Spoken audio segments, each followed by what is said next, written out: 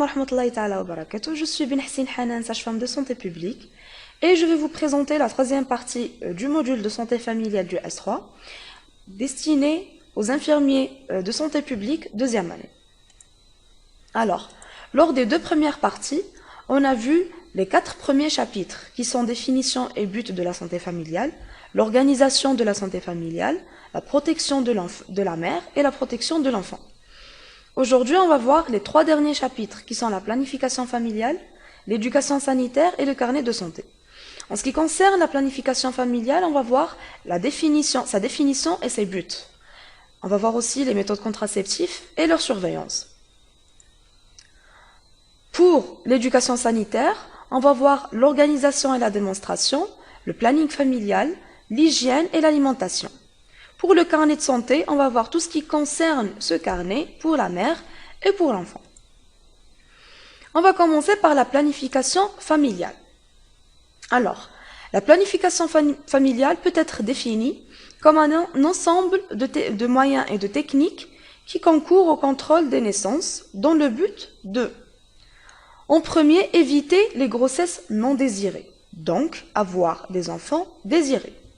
Régler l'intervalle entre les naissances pour assurer un espacement convenable. Ensuite, programmer les naissances au meilleur moment quant à l'âge de la mère. Décider du nombre d'enfants dans une famille. Sixièmement, la planification familiale aide la femme, plutôt les femmes, à éviter 4 types de grossesse à haut risque. La grossesse avant 20 ans, la grossesse après 35 ans, et la grossesse après avoir eu 4 enfants ou plus, et les grossesses espacées de moins de 2 ans. Les centres de planification familiale sont les lieux qui mettent à disposition ces moyens et qui informent sur leur mise en œuvre. Passons aux prestations du planning familial, qui sont variées. Les prestations du planning familial, on va commencer par l'information sur la contraception. Donc on va informer les femmes sur les différentes méthodes de contraception, leurs avantages, leurs inconvénients, pratique des tests de grossesse, réalisation des examens gynécologiques, frottis, prélèvements, prescription de contraception, pilules, stérilés, implants, etc. Avantages de la planification familiale sur la santé familiale. La planification des naissances permet de réduire la mortalité et morbidité de la mère et la mortalité et morbidité infantile, tout en diminuant le nombre de grossesses à risque, y compris les avortements. Passons aux bienfaits de la planification familiale. On a 4 bienfaits types de la planification familiale. Premièrement, diminution des décès et des maladies chez les mères et les enfants. Deuxièmement, équilibre dans le couple parental et la famille. Avantages socio-économiques et en dernier, avantages démographiques. Donc, on a terminé la planification familiale. Passons aux méthodes contraceptives et leur surveillance. Alors, qu'est-ce que la contraception? La contraception est l'ensemble des méthodes permettant d'empêcher la survenue d'une grossesse non désirée. C'est une nécessité pour planifier la grossesse et pour essayer de diminuer le nombre d'interruptions volontaires de grossesse. Le choix dépend de nombreux facteurs, les facteurs culturels, les facteurs médicaux, période de la vie, mais sauf en cas de cas particulier, c'est à la femme et au couple de choisir la contraception qui leur convient. Pour évaluer l'efficacité des méthodes contraceptives, on va utiliser ce qu'on appelle l'indice de Pearl. La méthode contraceptive se mesure par l'indice de Pearl. Sa formule est comme suivante. C'est le nombre de grossesses non planifiées sur le nombre de mois d'utilisation d'une méthode contraceptive. Nelgaou un chiffre, on va trouver donc un pourcentage ou un chiffre, plutôt un pourcentage. Plus le pourcentage ou l'indice de Pearl est faible, plus la méthode contraceptive est efficace. Alors, on a 3 différents types de contraception.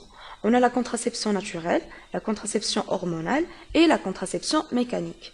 En ce qui concerne la contraception naturelle, alors, on a le retrait, ce qu'on appelle aussi par coït interrompu, qui est basé sur l'interruption de l'acte sexuel avant l'éjaculation. Ensuite, on a l'abstinence périodique, qui comporte la méthode de Billings, la méthode d'Ogino et la méthode de courbe de température. Alors, la méthode de Billings, c'est l'observation de la modification de la glaire cervicale qui va identifier le jour de l'ovulation. En ce qui concerne la méthode d'Ogino, elle vise à calculer la longueur du cycle menstruel pour identifier la période de fertilité et éviter, la période, les rapports sexuels. On a aussi la courbe de température où la femme, elle va calculer sa courbe de température pour identifier ensuite la période de fertilité et le jour d'ovulation. En ce qui concerne la contraception hormonale, elle s'adresse exclusivement aux femmes. Il s'agit de bloquer leur cycle menstruel afin d'empêcher l'ovulation ou de rendre la paroi de l'utérus peu accueillante et ou d'épaissir la glaire cervicale, ce qui complique le passage des spermatozoïdes. Les différents types de la méthode contraceptive hormonale. On va commencer par la pilule contraceptive. C'est l'un des moyens contraceptifs les plus utilisés. Il existe de nombreuses pilules réparties en deux grandes catégories.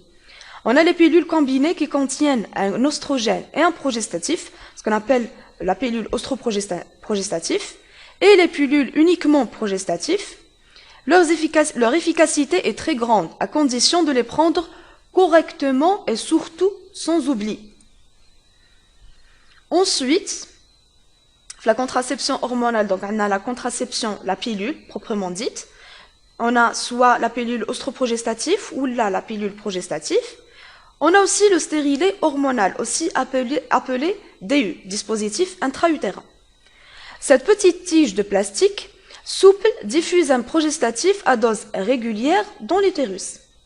Après une première visite pour vérifier l'absence de contre-indication, le gynécologue ou le médecin généraliste ou la sage-femme revoit la patiente durant ses premiers jours de règles afin de poser le stérilet. Le stérilet hormonal protège efficacement contre les grossesses non désirées pendant 3 à 5 ans selon la morphologie de la femme, si elle est obèse ou pas. Selon le modèle, c'est d'ailleurs son avantage le plus important. Une fois placé, il ne faut plus y penser. Il peut aussi être placé pour une période plus courte, de 6 mois à 1 an, si la patiente le désire. En cas de désir de grossesse, il est facile de le retirer chez une sage-femme ou le médecin généraliste ou le médecin gynécologue. Troisièmement, on a l'implant contraceptif. Ce petit bâtonnet souple s'implante dans le haut du bras, sous la peau, avec une anesthésie locale. On peut le sentir avec les doigts, mais on le distingue à peine une fois posé. L'implant hormonal libère un progestatif à petite dose durant 3 ans. Il permet de ne pas penser quotidiennement à sa contraception. Il permet aussi d'éviter l'oubli. Ensuite, on a le patch contraceptif. Ce contraceptif s'utilise à raison d'un patch par semaine, que l'on colle sur la peau au niveau du ventre, du dos ou du bras, par exemple, mais jamais sur les seins. Après 3 semaines, on observe une semaine d'arrêt sans patch durant lesquelles surviennent les règles. Le patch contraceptif délivre 2 hormones, un oestrogène et un progestatif.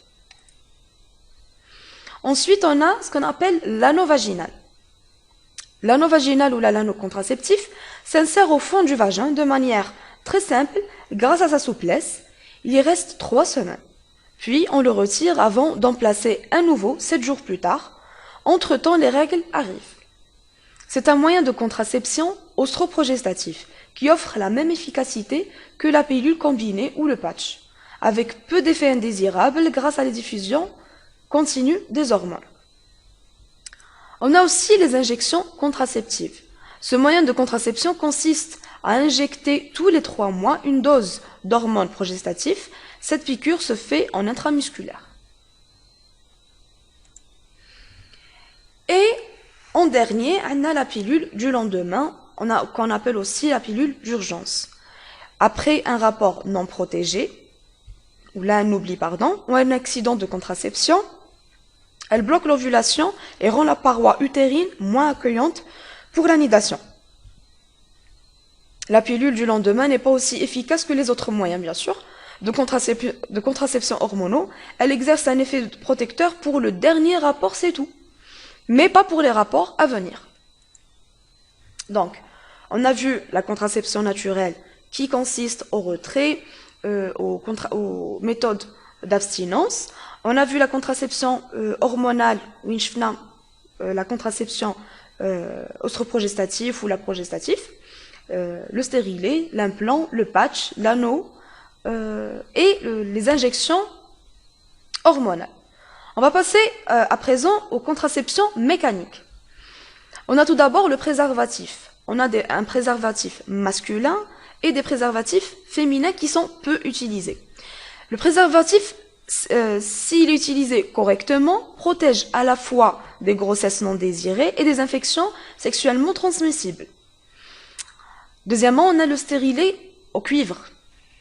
Contrairement au stérilet hormonal qui, lui, fonctionne à l'aide d'hormones, il libère des hormones, le stérilet au cuivre, c'est le seul moyen de contraception sans hormones qui s'adresse aux femmes souhaitant une contraception permanente et réversible.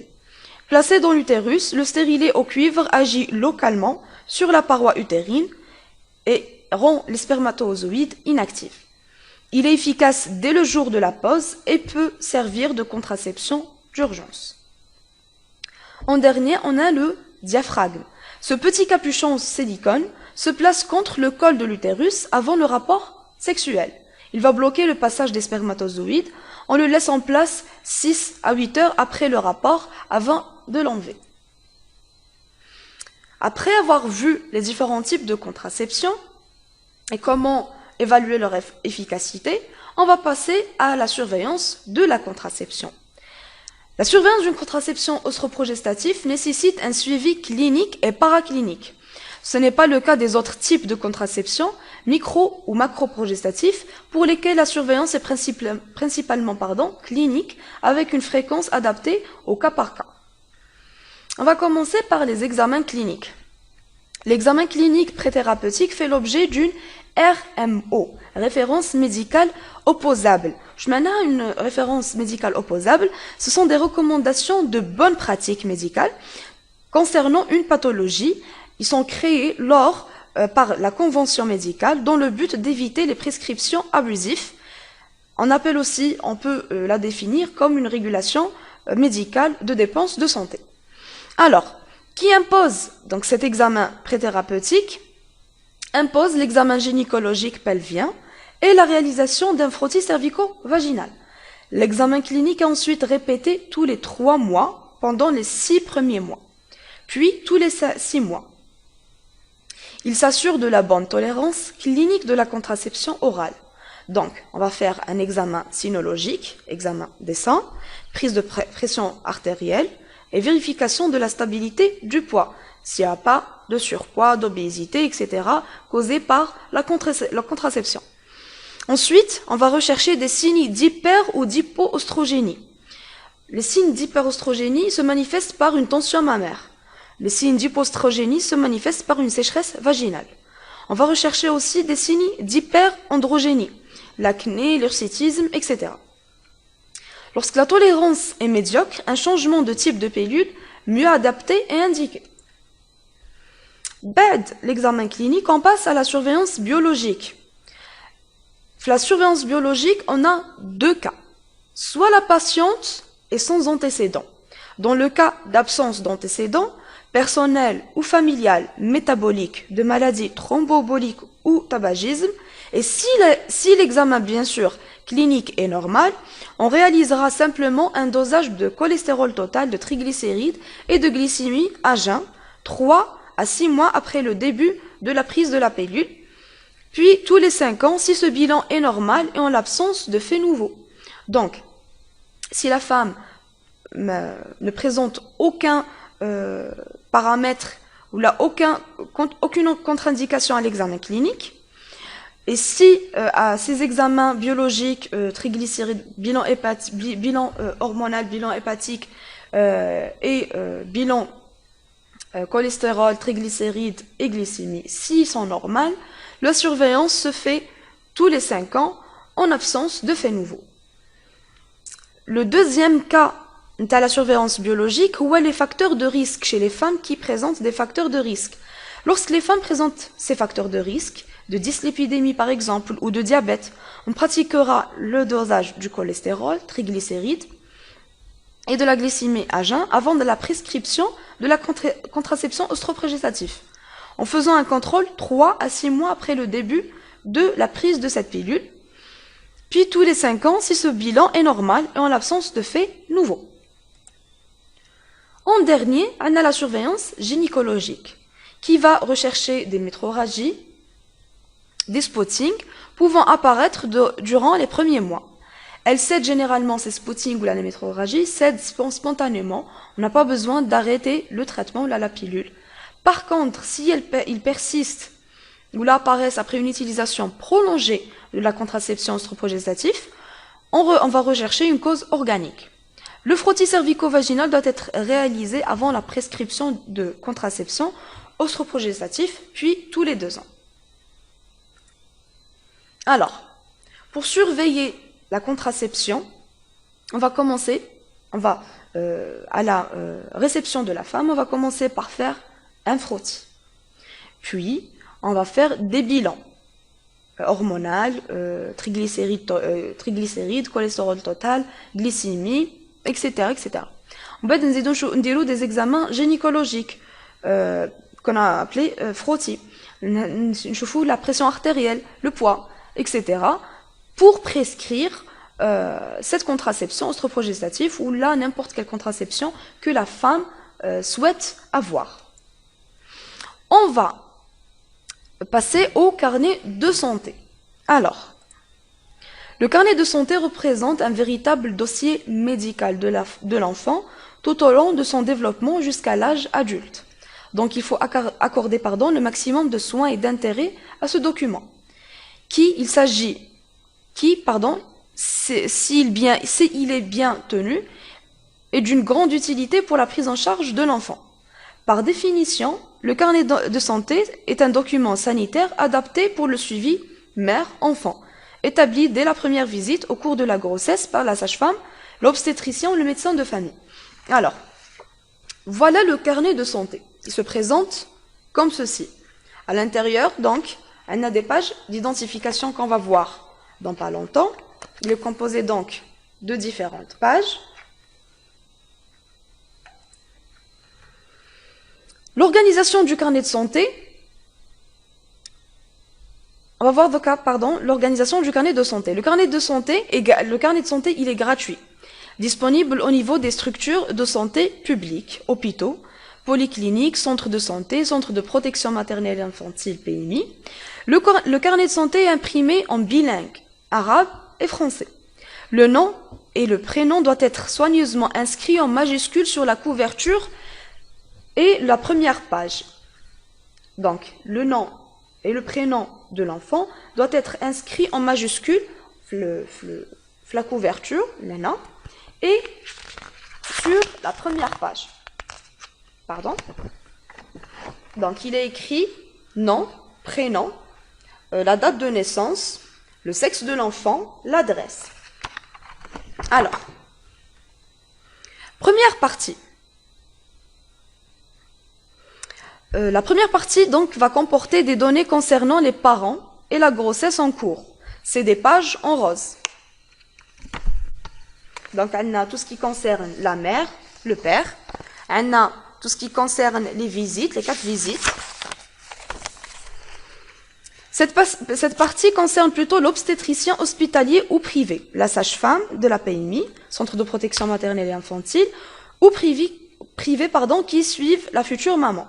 Donc il va comporter ou nous donner des renseignements concernant le couple, père et mère, ainsi que le groupe sanguin, la consanguinité, s'ils ont un lien de famille, sans cousin ou autre, le nombre d'enfants vivants et le numéro de carte de sécurité sociale doivent être notés de façon précise, de même que les antécédents maternels et infantiles. Alors, ensuite, on a les données concernant la grossesse. Toutes les actions de santé programmées pendant la grossesse et qui ont été réalisées sont répertoriées dans cette rubrique. Les antécédents obstétriques, les examens complémentaires qui ont été demandés par l'obstétricien ou la sage-femme, sa situation vaccinale, les visites prénatales sont notées dans cette partie. Enfin, le compte-rendu de l'accouchement termine cette première partie du carnet qui est les pages roses. Donc, où nous mettons les informations de la mère et du père. Tout ce qui concerne les antécédents familiaux, médicaux et chirurgicaux de la mère. On a les antécédents obstétricaux. Ensuite, on a les examens complémentaires. Tout ce qui concerne la vaccination de la mère. Les visites. Et on va clôturer cette partie rose par le compte rendu de l'accouchement qui est fait juste après l'accouchement de la femme. Ensuite, on a une deuxième partie. Ce sont des données concernant le nouveau-né et les vaccinations. C'est les pages bleues. Alors, tout ce qui concerne la naissance. Cette partie expose le programme à réaliser durant cette période. Fiha, on a le programme à réaliser chez le nouveau-né, la prise en charge en salle de naissance et les résultats de cet examen sont soigneusement répertoriés, en particulier l'examen en salle de naissance. Par ailleurs, le nouveau-né subit 2 autres examens, l'un le premier jour de vie et l'autre le 8e jour, et les résultats de ces examens sont consignés. La partie bleue de ce carnet. Ensuite, on a le calendrier vaccinal. Où il y a la date de vaccination et les autres vaccins qui peuvent être faits en dehors du calendrier national sont également indiqués. La troisième partie, donc, la deuxième partie, on va répertorier l'examen du nouveau-né fait à la naissance, le premier jour de vie, le 8e jour de vie. Ensuite, on a la vaccination et on passe à la troisième partie qui sont des données concernant le nourrisson. C'est des pages jaunes. Cette partie concerne les programmes nationaux, les visites systématiques et le développement psychomoteur. Il contient 3 parties. La prévention du rachitisme. Alors, le rachitisme, c'est une maladie de la croissance de l'enfant ou du nourrisson, qui se manifeste par soit des déformations du squelette ou un développement incomplet. La prophylaxie du rachitisme est un objectif fondamental. Elle empêche la survenue du rachitisme carentiel. Elle est assurée par le Programme national algérien de lutte contre les carences nutritionnelles. B. Les vaccinations. Les vaccinations débutent à la naissance et vont se poursuivre au-delà de la période du nourrisson et jusqu'à l'âge adulte. Troisièmement, on a la promotion de l'allaitement maternel, qui est une partie très importante de ce carnet. La composition du lait maternel est particulièrement adaptée aux particularités physiques du nourrisson et à ses besoins. Il a un rôle protecteur. Sa perfection fait qu'il n'y a aucun besoin de diversifier l'alimentation avant le 4e et le 6e mois, ce qui protège l'enfant contre la pénétration d'allergènes variés. Il est particulièrement recommandé chez les enfants de familles allergiques. C'est le mode d'allaitement le plus économique. Il crée entre la mère et l'enfant un lien affectif fondamental. D. On a les visites systématiques de 1 à 3 mois, de 4 à 6 mois, de 7 à 12 mois et de 13 à 24 mois. Ces visites ne sont pas détaillées comme pour le nouveau-né. Il n'est mentionné ici que le poids, la taille et le périmètre crânien. En dernier, on a le développement psychomoteur. Sur cette partie figure le développement psychomoteur réalisé sous forme d'images de la période de 1 à 3 mois, de 4 à 6 mois, de 7 à 12 mois et enfin de 15 à 24 mois. Donc, la partie jaune, on va trouver tout ce qui concerne le lait maternel, le développement psychomoteur, illustré par des images de 1 à 3 mois, de 4 à 6 mois, pardon, de 7 à 12 mois et de 13 à 24 mois. La quatrième partie, c'est des données concernant les âges préscolaires. L'éducation sanitaire. Et l'adolescence, c'est des pages en orange. Film l'examen et la surveillance de 2 à 6 ans, l'appréciation du développement psychomoteur de 2 à 4 ans et de 5 à 6 ans, et évalué sur cette rubrique. On a aussi la chronologie de l'éruption dentaire, ainsi que les conseils pour le brossage des dents à partir de l'âge de 15 mois, qui sont indiqués dans cette rubrique. Un schéma des dents de lait et des dents définitives permet de suivre l'éruption dentaire. Il faut souligner ici l'importance qu'il faut donner à la molaire définitive de 6 ans, dite dent de 6 ans. Ensuite, on a aussi fait de la rubrique les visites systématiques pendant cette période. L'examen préscolaire entre 3 à 5 ans, 6 à 12 ans, 13 à 16 ans et 17 à 20 ans. Sur cette partie, enfin, sont représentées les courbes du poids, de la taille et du périmètre crânien. La cinquième partie, données concernant les conseils aux parents, c'est des pages vertes, c'est la dernière rubrique. Les conseils aux parents ont été ciblés sur la prévention de certaines situations qui peuvent survenir chez l'enfant. Gastroentérite, déshydratation, malnutrition, accident, état fébrile. Ils concernent aussi la prévention des maladies infectieuses et des caries dentaires.